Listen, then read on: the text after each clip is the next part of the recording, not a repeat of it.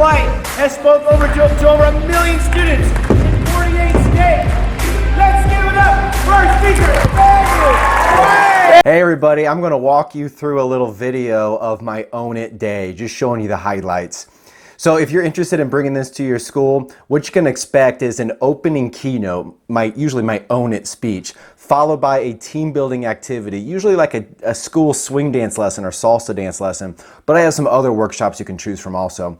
And then some student leadership training like student council and so forth, where they're not only learning skills, but they're getting some workbooks and some resources to go along with it. Let's start off with some highlights from the speech. All right, we're gonna own it. Everybody say own it. Own it. Not watch it, not wish for it, not whine about it.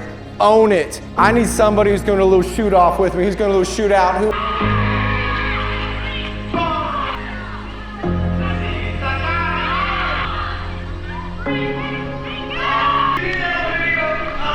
So they happen to have a good gym with a basketball, and I use that because the kids eat that up. They love it.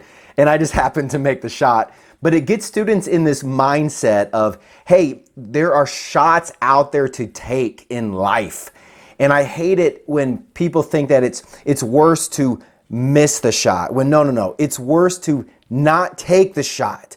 So I try to get students in this mindset of taking ownership of your opportunities in life.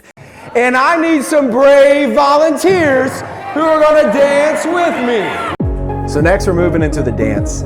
And this is huge, a lot of dancing in this presentation.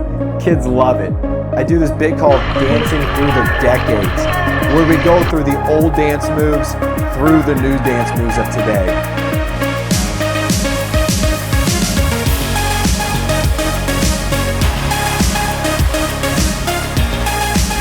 Yeah, that's where students just really open up at the beginning of the speech and just builds rapport. They're having fun and they're ready to listen about the messages in the speech.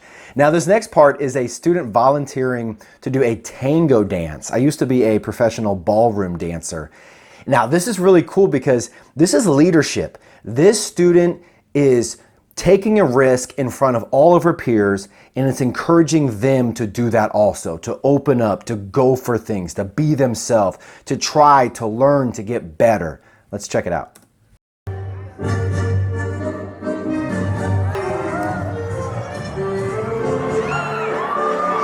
Good. She did great. She followed well. Good. Oh yeah, this is the teacher portion. Got the teachers dancing the salsa. Students love this. Give it up for the teachers! Teachers! Hear that? And staff. That's building the culture. That's just adding to whatever you guys are got going on already of this culture of teamwork, appreciation, valuing each other, encouraging risk-taking. And I love that portion. Okay, now we're going to get into kind of the roadmap of the message for the speech. First thing is to own your marks. Your marks are things maybe you don't like about yourself. We look in the mirror so much about things we wish we could change. Own your monsters. Okay, so we're going through 3 M's. Marks, most, monsters, and then mosts. So I believe, and you'll see this, a lot of what holds students back is their insecurities, is their shyness, is their fear. And I get them to the point to where they open up a little bit. They choose courage, they choose self-acceptance. And that space of safety and permission allows them to take that shot and go after things that matter to them. Monsters, you'll see here, it has to do with things that hold them back within themselves. These are their bad habits, their vices, their negative thinking. Your monsters are the things inside of you that can keep you from being you. Raise your hand if you got a little bit of an angry monster inside of you sometimes.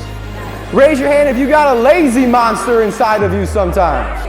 Raise your hand if you got a shy monster inside of you sometimes. Now hands are going up all across the audience. And I love this because it's giving people permission to be imperfect and creating that environment of we grow when we're honest with ourselves and with each other. So it's saying that you don't have to be perfect. You don't have to make every shot. It starts with honesty and vulnerability. Your worst enemy is not your parents. It's not the government.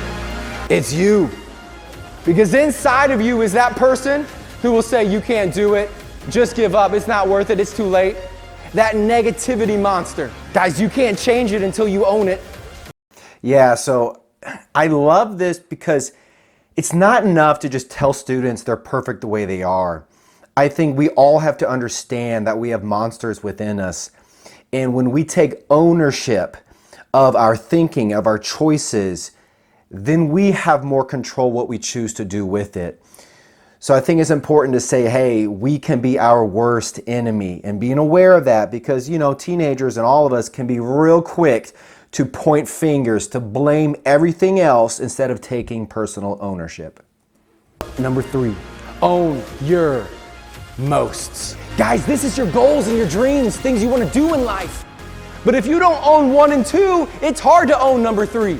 Your most, guys, ultimately aren't trophies. It's how you help others. Studies show we get the most happiness and fulfillment not from what we shove in our life, like entertainment. It's how we share our life and help others. But science backs this up. You are happiest when you are yourself helping others. That's when you are happiest. When you have love and connection with each other. That's what we all want. But we're just too dang afraid to actually go for it. Students resonate with this. They know this deep down inside. They know it's not about entertainment.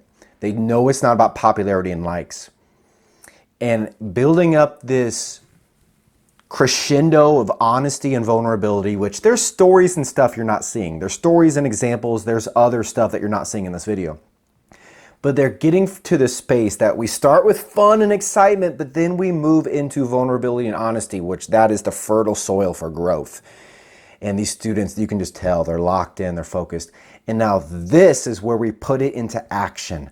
I asked for a student to thank a teacher, and then I get several students to do it. Man, this is beautiful. And this young girl volunteered to thank her teacher.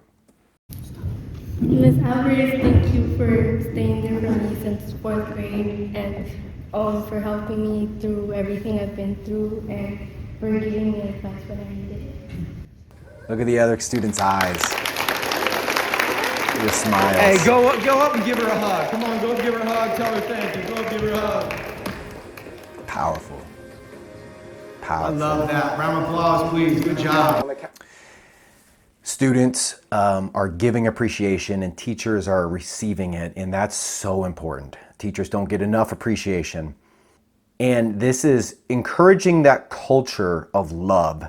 People don't like to say that word love too much, but I'm not afraid to say it. We need stronger cultures of love in schools. And love is appreciation. It is sacrifice. It is putting someone else's concerns and needs equal or above your own. And students are developing empathy in this exercise and in this presentation. And there's something powerful about seeing somebody else do that, a classmate, and you're all witnessing it. It's just so powerful in its leadership in action. On the count of 3, say thank you to all the teachers in this room who help you every day. 1, 2, 3! On the count of 3, give somebody next to you a fist bump or an appropriate hug. 1, 2, 3!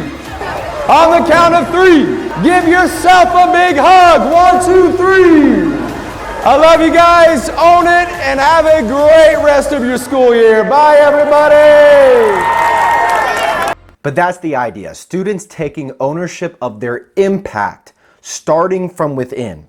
We start with fun and excitement, but then we move into honesty and vulnerability, and then we move into action, them doing things that actually make them better people and better leaders. So we're going to cut now to a school activity I did using this workbook, which is the leadership workbook.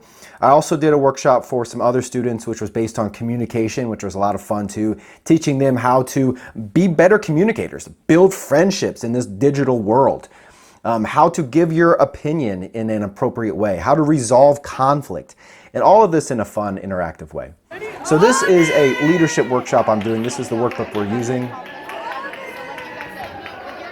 We got students doing some discussion questions, and students have a lot of fun.